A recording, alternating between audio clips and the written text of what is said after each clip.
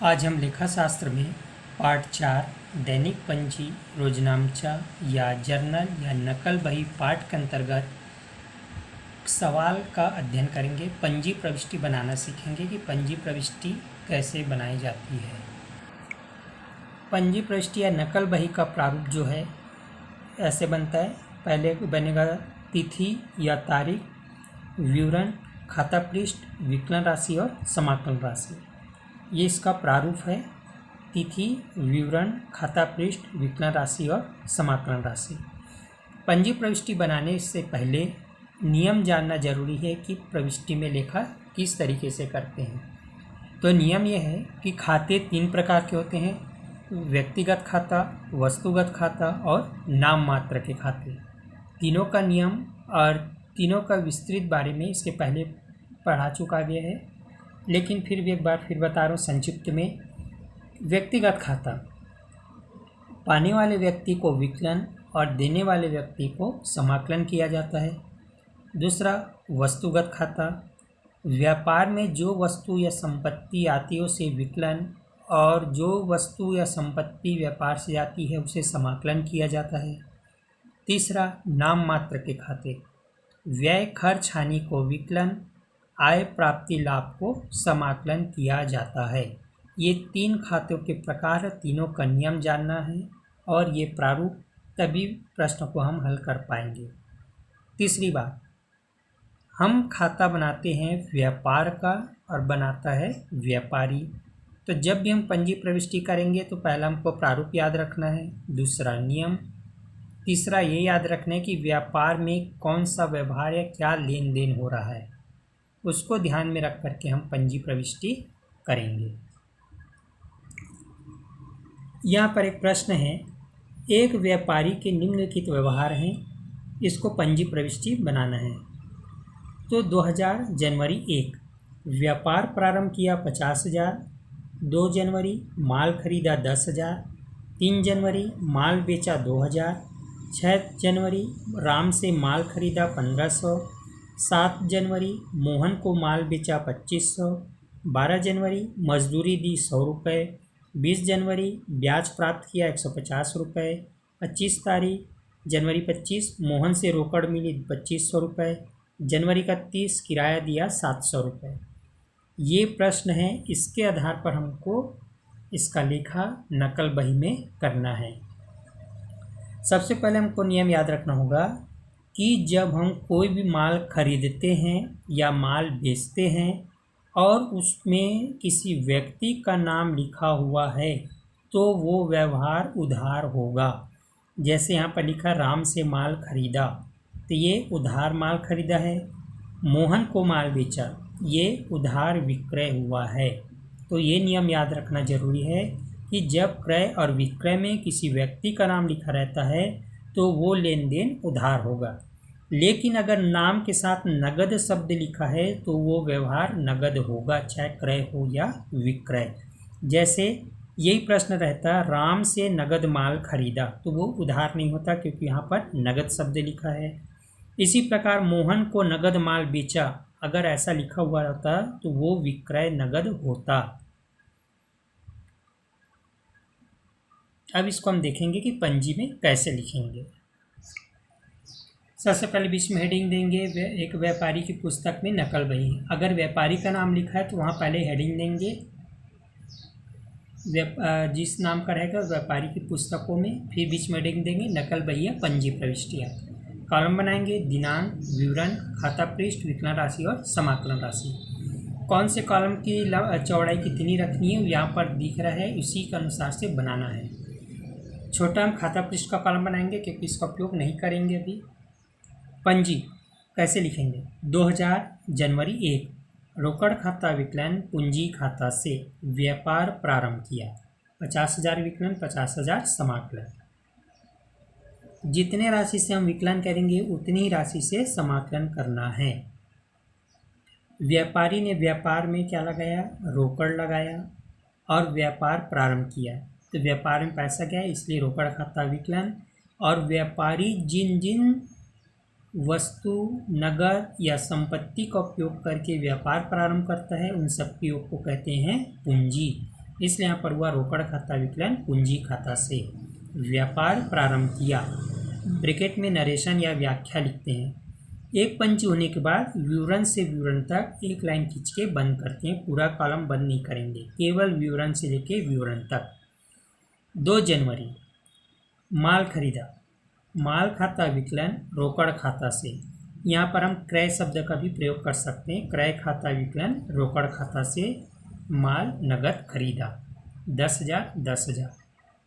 जनवरी 3 रोकड़ खाता विकलन माल खाता से, तो यहाँ पर माल की जगह विक्रय शब्द का प्रयोग भी कर सकते हैं, तो ऐसा होगा रोकड़ खाता विकलन विक्रय खाता से माल नगद बेचा 2,000 2,000। जनवरी 6 क्रय खाता विकलन या माल खाता विकलन राम से 1500 1500। राम माल उधार खरीदा या राम से माल उधार खरीदा। 7 तारीख मोहन खाता विकलन विक्रय खाता से या माल खाता से। मोहन को उधार माल बेचा या माल उधार बेचा 2500 2500। उसके बाद 12 तारीख मजदूरी खाता विकलन रोकड़ खाता से, ये नाम मात्र का खाता है, व्यय खर्च हानि को विकलन, आय प्राप्ति लाभ को समाकलन 100 रुपये 100 रुपये मजदूरी दी। 20 तारीख रोकड़ खाता विकलन ब्याज खाता से, ब्याज प्राप्त किया, ये भी नाम मात्र है, तो जो भी हमको प्राप्त होते हैं उसको क्या करते हैं हम समाकलन, तो ब्याज हुआ समाकलन 150 150।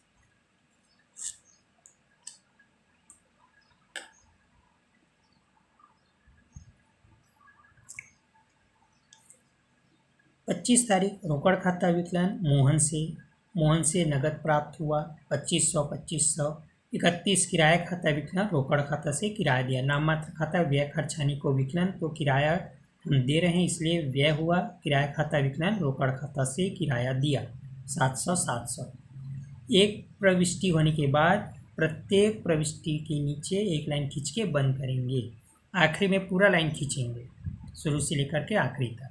फिर यहाँ लिखेंगे कुल योग और विकलन और समाकलन के पूरी राशि का हम योग करेंगे, तो आएगा 69,450 69,450। इस तरीके से प्रविष्टि करना है नकल बही में। इसके बाद हम क्रियात्मक प्रश्न नंबर 6वां देखेंगे, पेज नंबर 131 131 पेज नंबर का क्रियात्मक प्रश्न नंबर 6। निम्नलिखित व्यवहारों को लाला वृषभान की नकल बही में लिखिए। ये प्रश्न को हल करके बताऊंगा आपको। प्रश्न है 2000 जनवरी 1 रोकड़ से व्यापार प्रारंभ किया 5000। 2 तारीख रोकड़ी माल खरीदा 800। 3 तारीख सोहन को माल बेचा 300। 8 तारीख रमेश से माल खरीदा 500। 15 तारीख सोहन से रोकड़ मिली 200। 20 तारीख रमेश को नगद रुपया दिया 500। 25 तारीख मजदूरी दी 50 रुपये। 28 तारीख माल बेचा 100 रुपये। 30 तारीख वेतन दिया 200 और किराया दिया 20 रुपये। ये प्रश्न है, इसको नकल बही में हम लिखना सीखेंगे। तो ये पहले से हल किया हुआ है क्रियात्मक प्रश्न नंबर 6। ऊपर हेडिंग देंगे लाला वृषभान की पुस्तकों में पंजी प्रविष्टियाँ। फिर ये कॉलम बनाएंगे हम, तिथि विवरण खाता पृष्ठ विकलन राशि समाकलन राशि। तिथि में लिखेंगे 2000 जनवरी 1 रोकड़ खाता विकलन पूंजी खाता से व्यापार प्रारंभ किया, राशि विकलन में 5000 और समाकलन में 5000। फिर है जनवरी 2 क्रय खाता विकलन रोकड़ खाता से 800 रुपये, समाकलन में 800। नरेशन लिखेंगे माल नगद खरीदा। फिर जनवरी 3 में सोहन खाता विकलन विक्रय खाता से सोहन को माल बेचा, सोहन को माल बेचा है 300 रुपया विकलन और समाकलन। फिर एक लाइन खींच के बंद करेंगे। जनवरी 8 क्रय खाता विकलन रमेश खाता से रमेश से माल खरीदा। जब हम उधार में माल खरीदते हैं या बेचते हैं तो वहाँ पर रोकड़ शब्द नहीं आता है, क्योंकि उसका भुगतान हम बाद में करते हैं, इसलिए वहाँ पर व्यक्ति का नाम आता है। राशि लिखेंगे 500 500। जनवरी 15 रोकड़ खाता विकलन सोहन खाता से सोहन से रोकड़ मिली, राशि है 200 200। जनवरी 20, रमेश खाता विकलन रोकड़ खाता से, रमेश को नगद रुपया दिया। ये व्यक्तिगत खाता है तो व्यक्तिगत खाते का नियम है पाने वाले को विकलन और देने वाले को समाकलन। तो हमने रमेश को रुपया दिया तो पाया कौन है, रमेश, इसलिए रमेश खाता विकलन, पाने वाला विकलन, और हम क्या दे रहे हैं, रोकड़, तो रोकड़ खाता से, तो पंजी होगा रमेश खाता विकलन रोकड़ खाता से। राशि इसका लिखेंगे 500 रुपया।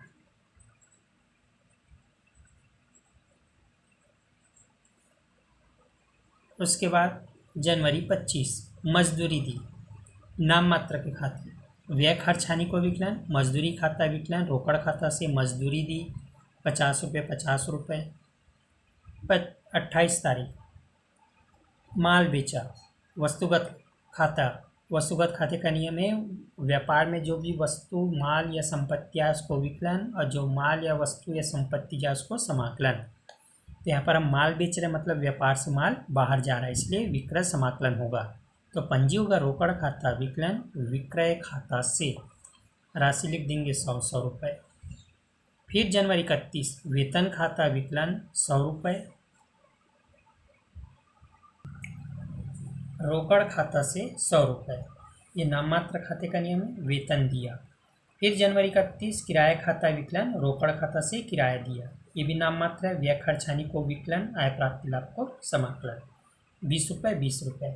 इसके बाद हम टोटल करेंगे, फिर शुरू से आखिर तक लाइन खींच के बंद करेंगे, तो इसका टोटल आएगा 7670 7670, ये दोनों तरफ का टोटल आएगा। इस प्रकार से हमको पंजी प्रविष्टि या नकल बही में बनाना है।